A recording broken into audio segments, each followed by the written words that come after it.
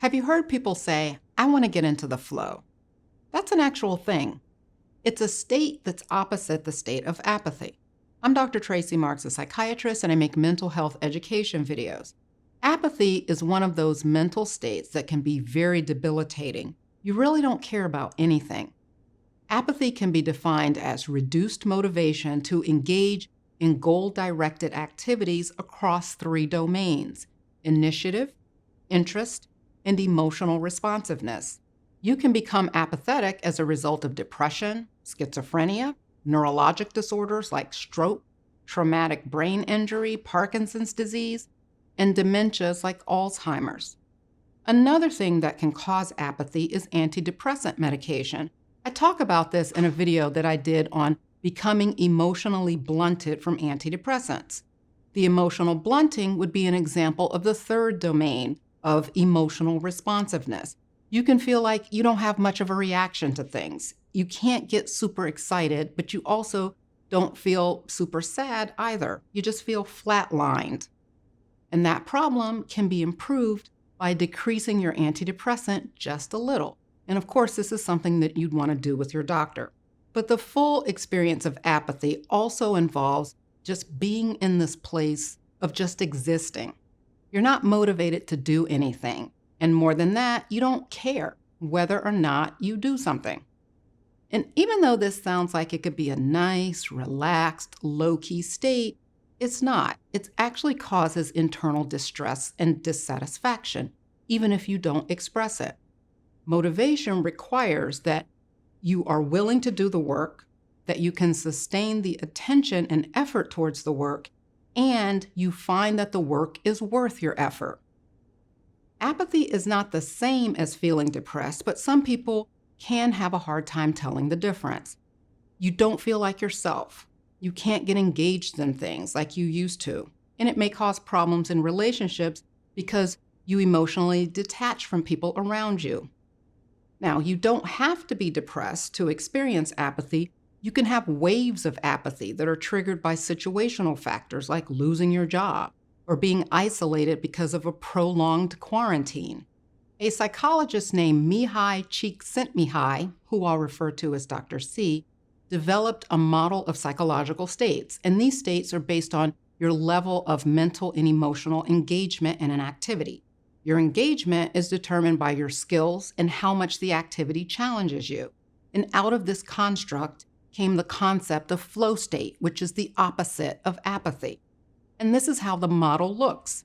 You have a graph with challenge level on the y-axis and skill level on the x-axis. At the top of the graph, you have arousal that represents high challenges and mid-range level skills. The opposite of that is boredom, where you have low challenges with the mid-range skills. In this corner, you have anxiety that represents challenging situations with a low skill level to handle the situations. The opposite of that is relaxation, where you have the skills, but the challenge is low. Next is worry, which has a mid-range challenge level with low skills. The opposite of that is being in a state of control. Apathy is at the bottom of the graph, where you're not challenged and you don't have the skills to deal with the challenges. The opposite of that is a flow state with a high level of challenge and a high skill level.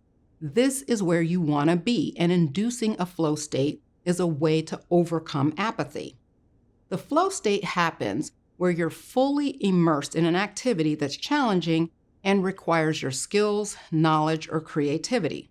Dr. C first observed this behavior in musicians who could play their instrument and completely tune out their environment. They would often lose track of time and emerge from the activity feeling great satisfaction. It was like they entered into a meditative state where they feel like they're just one with the activity. And in this state, they were able to block out external problems and judgments and limit their awareness to their own thoughts and the activity. Doesn't that sound like a beautiful place to be? You're not worrying about problems or thinking about things that you don't want to do. You're just in this zone of contentment. There are different activities that can trigger a flow state, but your choice of activity depends on your personal style and what challenges and interests you. The Flow Genome Project has done a lot of work in this area, and developed a set of profiles that dictate what kinds of activities are more likely to engage you and create this positive mental state. They have a free assessment on their website that you can take by answering 10 questions, and it will tell you what profile you fall under. Their 4 profiles are crowd pleaser, the flow goer, the hard charger, and the deep thinker. Activities for the crowd pleaser would be things like attending festivals and conferences or getting consumed with social media. Activities for the flow goer would be yoga, meditation, and growth retreats. Activities for the hard charger would be adventure sports like hiking or rock climbing or travel. I took the assessment and was classified as the deep thinker. This didn't surprise me. I know that I feel my most charged up when I have adequate time alone to think without interruptions. Flow activities for the deep thinker are creative things like painting or gardening or other mentally intensive activities like digital photography or gaming. Even if you're not that in tune with what you enjoy doing, here are some general activities that have been known to induce a flow state in people: swimming, cooking or baking, cycling, running, and Tai Chi, which is sometimes called shadow boxing, and it's similar to yoga but involves more movement. So to recap, apathy is a negative mental state of low motivation and feeling like things have little meaning or value. You can overcome this by working to achieve a flow state, which is a positive mental state where you're absorbed in activities that are sufficiently challenging to keep you interested, but are not too hard for you to feel mastery and control over the activity. What you do to get into a flow state depends on how you're wired. The assessment at the Flow Genome Project can give you some ideas of activities that you can pursue. For more information on apathy as a subtle sign of depression, along with some other signs, take a look at this video that I did. Thanks for watching. See you next time.